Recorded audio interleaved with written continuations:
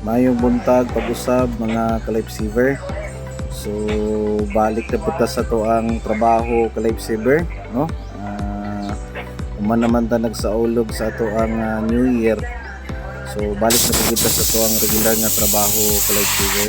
So atong makita karon ka-lifesaver, kanang naa sa video, kuha ng kauban Sir Willie Nunan. So siya ang na-assign na mga ka-lifesaver sa repair and maintenance sa ato ang water asset.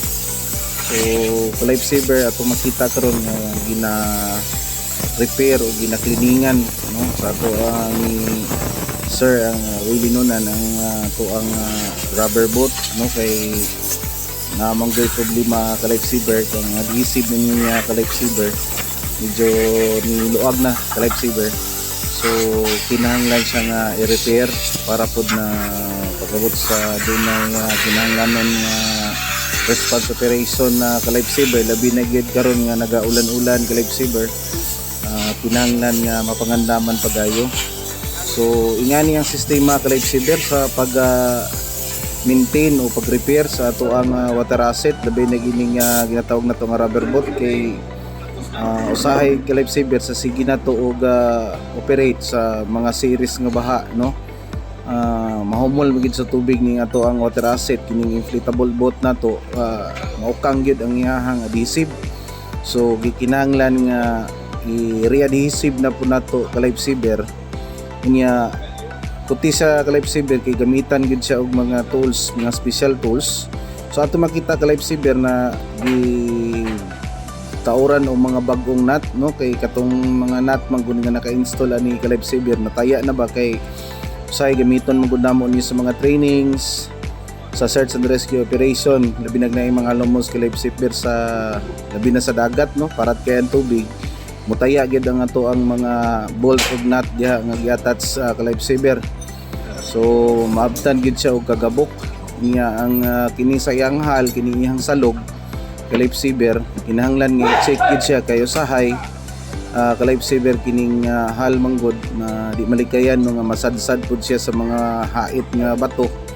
So gikinahanglan nga strikto nga inspeksyonon gid sa ka-lifesaver kay basin og dunay mga buslot masudlan og tubig nya, labi na gid ang pag-retight gid ka-lifesaver kining giatat sa transom board.